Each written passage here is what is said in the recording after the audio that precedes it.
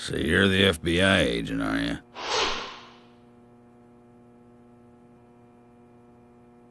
I'm FBI Special Agent Francis York Morgan. I'm the general. I fought for my country in the Vietnam War. A real-life war hero. So why are you living here? Soldier, this is my hometown. After a man returns from war, there's no place to go other than his hometown. Your little speech, you mentioned the raincoat killer. Was that a problem? You imbecile. The raincoat killer's no myth, not mere folklore, not a fairy tale. It's based on actual events that happened in this town. It is. I'm interested. Can you tell me more about this? You kids today don't even know how to ask for something right. Soldier, if you want to hear more, you come to my office. He literally exudes raw power, Zach. Despite the credibility issues, we should give him a visit. One thing, though. Calls himself a general, but isn't that a sergeant's uniform?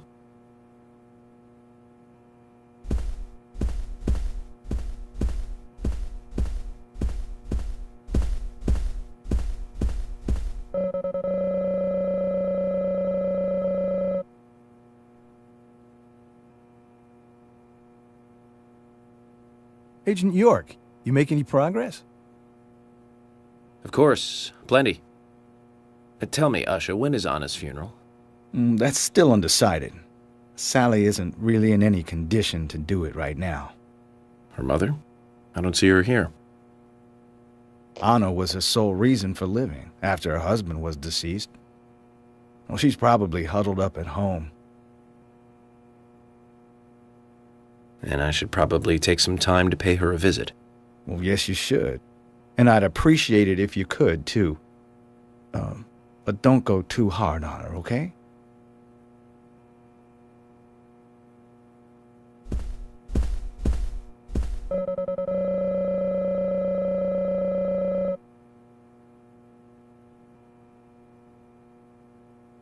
Are you getting closer to catching the murderer? Hello again, Fiona. Good to see you here. Well, Dr. Johnson told me to be here. He said it would be important. Well, that was good advice. He may be young, but he seems like a wise man. Oh, and he's a very hard-working person, too. Everyone thinks he's some kind of weirdo, but I don't think so at all. People don't understand why he's in the autopsy room all day, but I do. He's doing research to make the world a better place in the future. You know, he already made a fortune in LA with his career. I did not know that. You didn't? Oh, the doctor is a very rich man. He has a really big house over by the lake. Amazing, Zach. He must be loaded. Rich and young. A perfect combination. But you don't get that feeling from him at all, do you? He doesn't show it. That's one of the things I like best about him. Well, I could have been fooled if it weren't for you. Thanks for the valuable information, Fiona.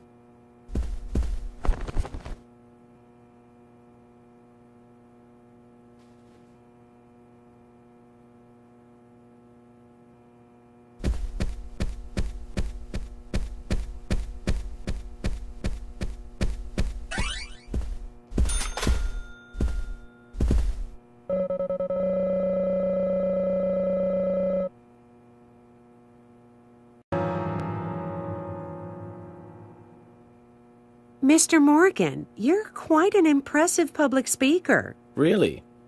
Thank you, Polly. You reminded me a little of a play I saw when I was younger. What kind of play? I'm talking about back when this place was still called the Mercury Theater. When I was young, I used to come here often with my husband. God rest his soul. We'd come on the weekend to see the latest play. He'd always pretend to be uninterested, but I could tell he was excited inside. He was just one of those kind of guys, really, thinking about it now. Really, Polly? So what's your favorite play? Oh, well, I like so many. There was one in particular, but I can't recall the name anymore. Oh, it was was a very famous one, too. Something by Shakespeare? Oh,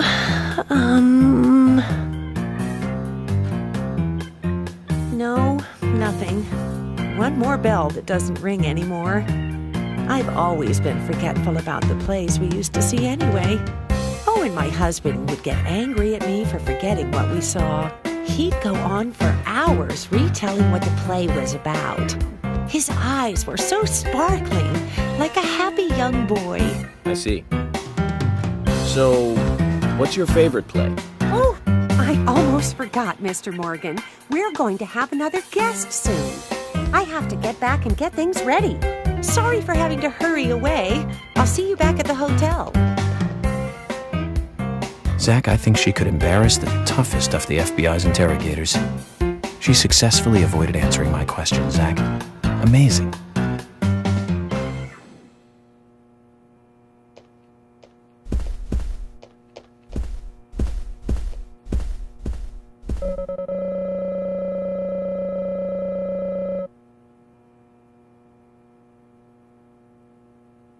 Jim, thanks for your help in the forest. How are Isaac and Isaiah? They're fine. They really seem to love their grandpa. Well, I guess they do, son. I want to keep them away from the filth of the material world as much as I can. Their mother agrees, which is why she lets me take care of them so often. And that's why I want you to solve this case quickly and go home.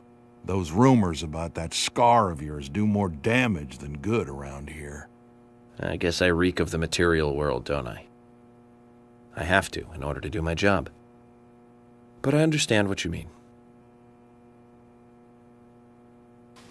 I'd think the same if I was born in a place like this, Zach.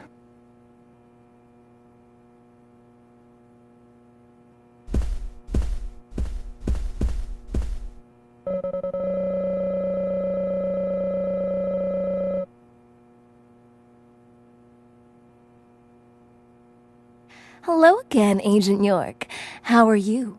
Good, thanks. And you? Oh, I'm feeling pretty good today. Well, that's good to hear. Do you have any information that could help me out? Information?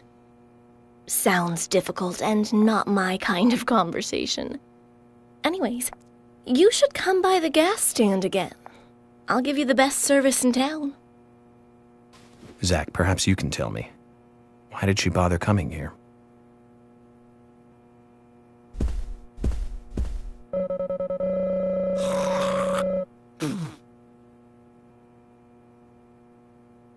I've nothing to say to you. I haven't asked you anything yet, Jack.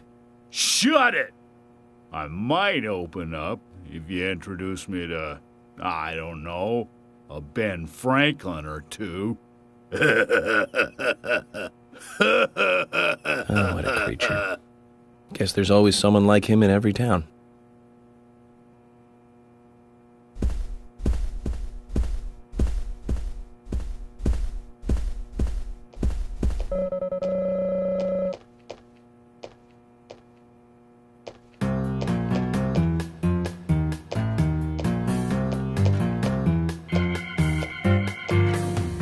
Oh my pot is getting cold.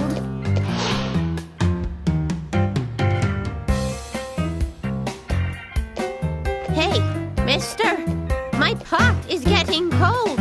You are... who? What are you saying? I'm Sigourney. Sigourney. Okay. Now, what is the matter? Can you explain?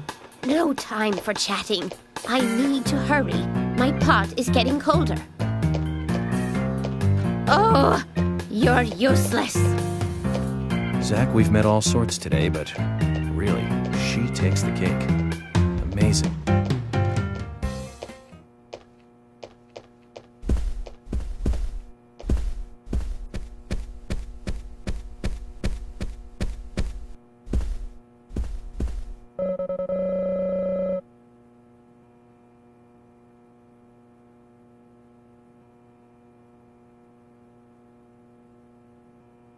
I'm FBI Special Agent Francis York Morgan. Please, call me York. Wesley, owner of the gun store called Panda Bear. People around here call me the gunsmith.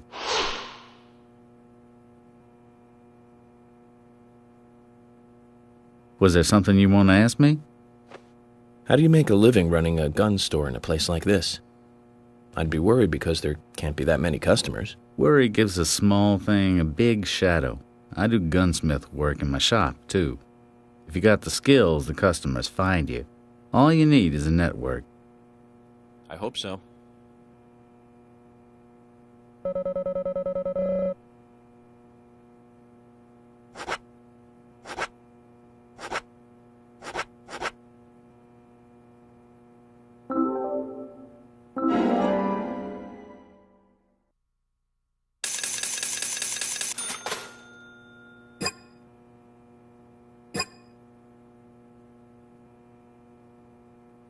You've got quite a selection here. No wonder people come from all around. Even today, a customer paid me to go to Seattle for some help. I just got back. I see. Well, I'll be sure to visit your store sometime. I'd like for you to take a look at my gun. Understood. Look forward to it. The shop will be open again tomorrow. It's usually open from 2000 to 0600. See you then.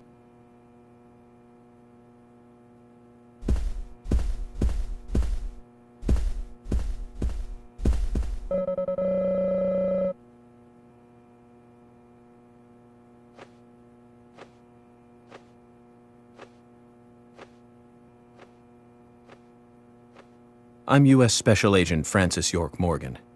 I presume you are the owner of the diner that Anna worked at? That's right.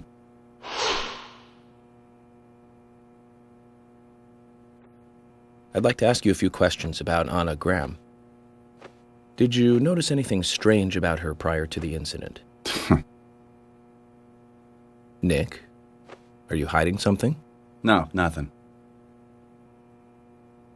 You sure?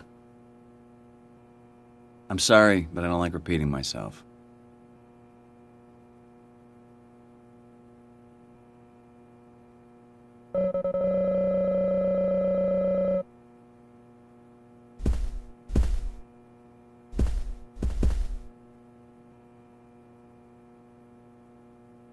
Can you tell me if you noticed anything strange about Anna before the incident? Well, I'm not sure if this will be of any help, but... Anything, no matter how small, could be of help. Well, you see, the diner closes when it rains. Many shops do that around here, as you might have heard. Anyway, Anna always seemed unfocused the day after it rained, and came in late, too. It was almost as if she used up all her energy the day before. Come to think of it, that was really strange. Did that legendary monster really kill her? It wasn't a monster, just a criminal. Criminal I'm going to catch and bring to justice.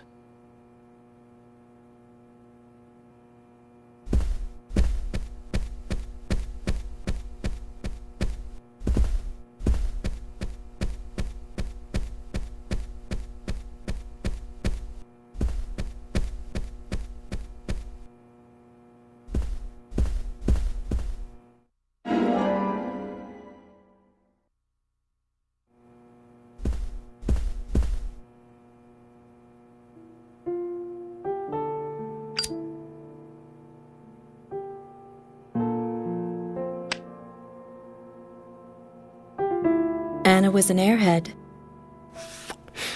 What do you mean?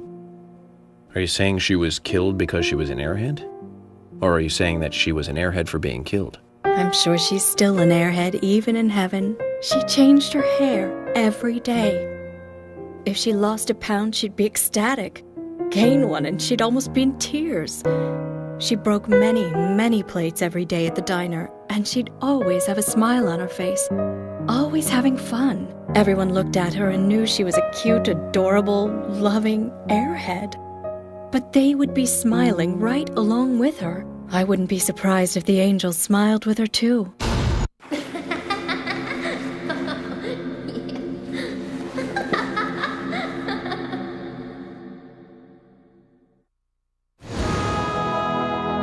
Isaac and Isaiah said that Anna was a fairy of the forest, a goddess.